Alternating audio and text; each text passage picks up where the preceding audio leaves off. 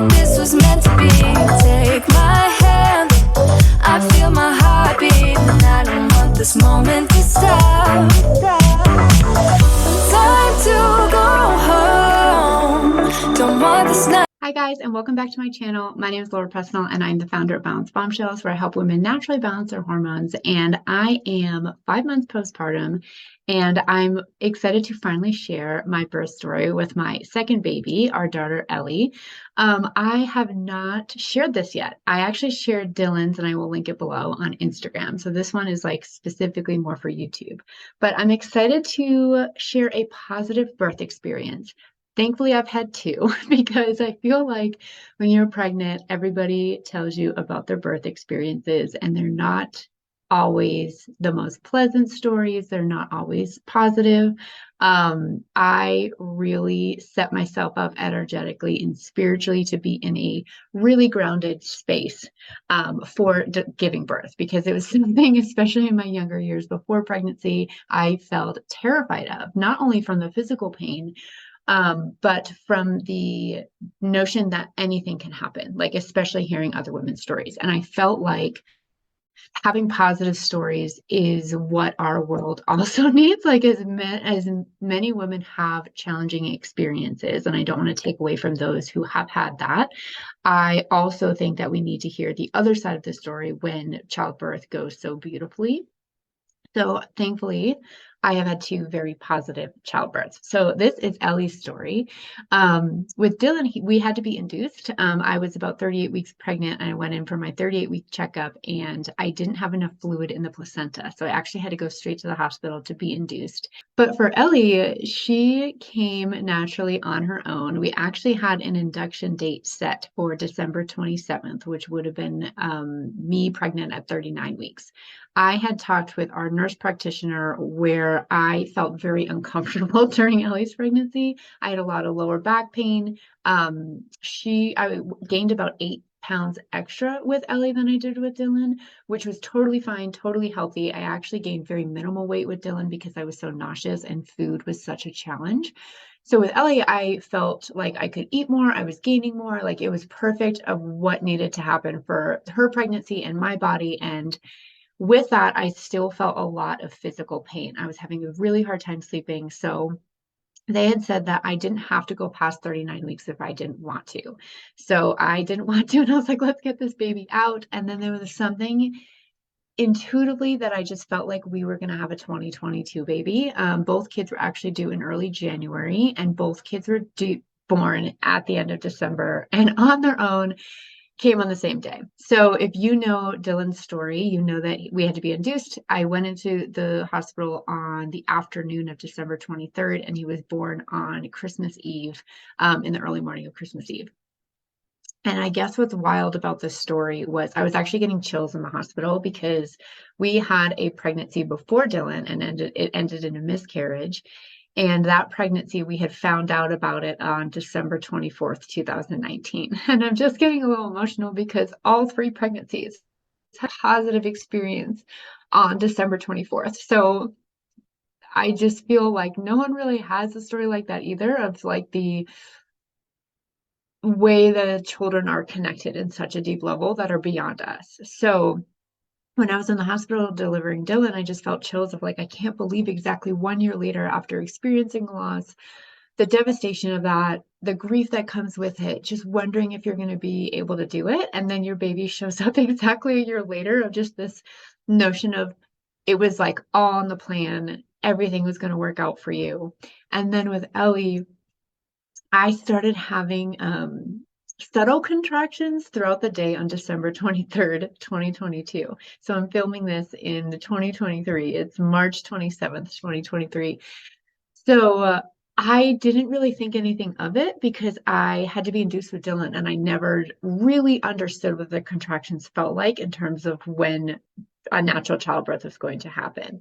So I was kind of timing them throughout the day. They would come like every 30 to 60 minutes, sometimes within like 90 or 2 hours. So I didn't really feel like there was spot on consistency. I was like, okay, I'm noticing a pattern, but they like didn't hurt. I thought they were Braxton Hicks. Some of them could have been, but it was apparently my body prepping for labor. So thankfully Tyler's mom was here and she was going to watch Dylan while we went to the hospital.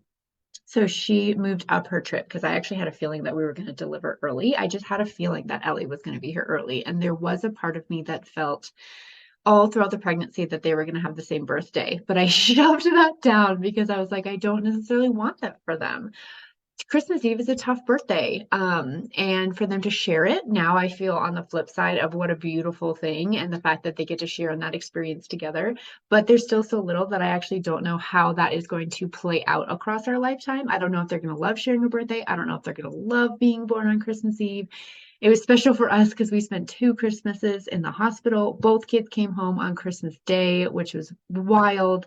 Um, so with Ellie, those contractions turned out to be labor. So Tyler had actually been sleeping on the couch most nights because I was so uncomfortable and I was having such later onset insomnia of the third trimester. And anytime he shifted or moved and it woke me up, I would be up for like sometimes 2 or 3 hours in the middle of the night because I couldn't go back to sleep. So he was sleeping downstairs and I was like, okay, I'll let you know if something like changes. So I had like tried going to sleep, and by about 11, called him and I said, you need to come upstairs. Like the contractions are becoming more painful, they're becoming more consistent, and I think I'm in labor. So basically, the doctors will tell you like the 511 method of like, don't come into the hospital until you have contractions that last for 5 minutes for an hour. Oh man, I forget. It was like contractions last for 1 minute, 5 minutes apart, and it goes on for an hour. We actually called the nurse helpline because we had this huge temperature drop in Colorado. So at the time, I think a few days later, or a few days before I got into labor, the temperature dropped by more than like 30 degrees. Like it went into like the negative 15 degrees, and like days prior had been, it must have been more than that. I don't fully remember because that's what happens when you are in later stages of pregnancy. You don't remember full details of your life. But we had a huge temperature drop of like air pressure and the temperature. And I had gone into the 38-week appointment, and the nurse practitioner said, do not be surprised if you go into labor, but because such a dramatic drop can actually kick women into labor. So we were a little nervous of driving to the hospital, even though it's like less than 10 minutes down the street, because it was really cold out. It was icy. It was the middle of the night. We wanted to make sure that we got there, but we didn't want to be sent home. So we called them and I was like, what should we be looking for? Is it something that could be admitted a little early? And she told me to come in when I had contractions at that standpoint of 5 minutes for 2 hours. And so I looked at Tyler after we got off the phone because I was like, I don't feel like that was helpful. I'm going to tune into my own intuition. And when I say it's go time, we're going to get in the car and we're going to go. So what we started doing was contractions at that point, I think were about 10 minutes, and they were starting definitely to become more painful. So on the breaks of contractions, we started finishing up packing our bag. Tyler was packing food. So you would have food at the hospital. We were making sure that everything was like good to go. And then we went down to like 8 minutes between contractions, and then it went down to 4 minutes. And I looked at Tyler and I was like, we have to get in the car. The fact that we just progressed that quickly, my main concern was that she was going to come so fast that we wouldn't make it into the hospital or we wouldn't have time for an epidural. I'm all about natural childbirth if you're able to do it. I personally did not want to experience it. I went into Dylan's experience being like open and just being like, yeah, sure, if I can do it. And then those contractions hit, and I was like, absolutely not, give me the drugs. I want the epidural, like 1000% best choice. So we get in the car. We had woken Tyler's mom up. She went to actually sleep in our room so she would be able to hear Dylan better because our guest room is in our basement. So I was like, we just want to make sure that she can hear everything. So we're driving to the hospital, and I was like, contractions were getting like so much worse. Like while he was packing the car, I was literally in the living room on all fours, and I was like, this seems to be more intense and like baby girl's coming. So it was 1 a.m. that we were driving to the hospital, and we were also like, I can't believe that she's going to have a Christmas Eve birthday. Like we couldn't believe that the kids were going to have the same birthday. Like it was just mind blowing. So we have to like park in the parking lot and walk in. And I was like, okay, am I going to be able to make it from the car and into the hospital? And I'm most likely going to have a contraction in between there because I can feel it coming. And that's exactly what happened. I was like, just try not to like black out because the pain was so intense. So we finally get into the hospital and we felt like they were really delayed on checking us in. Like it just took so long to like get checked in, get into a room, and before they admit you into the delivery room or even in the wing where you're going to have your baby, they needed to check how many centimeters I was dilated to make sure that I was even like able to come in. So we were 7 centimeters dilated. And then they were like, okay, cool, let's go up to the room. And then I walk in and I was like, the only thing I want is an epidural. And they're like, before we can give you an epidural, we need to do a blood test to be able to make sure that you're able to have it. So I don't know what they needed to figure out. They have their own system and they're like, it can take about 20 minutes. And I was like, I don't know if we have 20 minutes. I was like, can you put a push on it? Like I could just feel she was on her way. So you just kind of like don't know time at that point because I was just focused on obviously having a lot of contractions. So at that point, thankfully, they had brought in the anesthesiologist to do the epidural. They were prepping the epidural, and I was like, I feel a lot of pressure in the pelvis. I said, I don't feel like I need to push, but I'm feeling a lot of pressure. Like she has come into position. She was in the canal. Baby girl was ready to go. And so they're like, you know what, before we do the epidural, let's just check you. And I couldn't, my concern of delivering naturally was I had such lower back pain that I actually couldn't lie back on the bed comfortably. And I was like, this is going to be so painful. And I had looked at the doctor and I was like, the position I want to be in right now is all fours on the floor. Obviously, I do not want to be on the hospital floor on all fours, but like that's how I'm feeling right now. And that's like the sensations that I'm having. And I feel really proud of myself that I was able to articulate that, but like during those contractions, like they're just so intense. So she went to check my dilation, and when I had Dylan, they had told me that you couldn't do an epidural past 9 centimeters. And she looks at me and she's like, you're 10 centimeters dilated. And my heart just dropped because I was like, does that mean I have to do it naturally? Like I was just so I was so uncomfortable and I just really wanted to not feel the pain of what that felt like. And so she said, but she was like, your water hasn't broken yet. So she's like, we can actually try the epidural if you want, or we can break your water and have the baby right now. And I said, let's try the epidural. So thankfully, I was able to do an epidural. They actually did two. They did a spinal tap that would work within 5 minutes, and then the epidural can take about 20 minutes to kick in. So they actually did both. And internally, I was like, baby girls, like if you can just hold on a few more minutes, mommy needs this to happen right now. So thankfully, true to her nature, that little baby can wait if you need her to wait a few minutes. Like she is so chill on so many levels. And I was like, bless this little baby girl's heart. She waited and like we were just kind of hanging around. I was able to lie back, like everything kicked in really quickly. And I was like, oh, thank God. Like I can just be in a position that is going to be comfortable, not only for me, but also for the doctors to be able to see whatever they need to see and do their job. I trust them wholeheartedly and went in as grounded as possible. And then the doctor was just kind of in there. And then we were just kind of like hanging out. And they're like, okay, like we're ready. Like if you want us to break your water, like we can have the baby now. And Tyler and I were like, okay, cool. Like let's do that. So they break my water. And then, I couldn't feel the waves of contractions that I could with Dylan because I had that extra dose of medication for the epidural. So they would tell me to push. I would push as hard as possible. And I was like, okay, second time, mom, I've been through this before. I know how to at least like really push and bear down to get her out. Um, I would say we pushed for about 30 minutes. With Dylan, it was about an hour and a half. And they had said, like, with the second baby, they usually come through the canal quicker. Your body knows what to do. Even though it knows what to do the first time around, your body hasn't experienced it one time at least, and your body fully understands what is going on. So then I feel like every birth story is true to the baby's nature and what their personality can be like. And she was coming through the canal, and the nurse looked at me and she was like, oh, she's like, most babies get really distressed at this point. And she's like, she is like happy as a clam. She's cool as a cucumber and she's just chilling and she's happy and she's coming through. And I was like, I just had a feeling that she was going to be such a happy baby.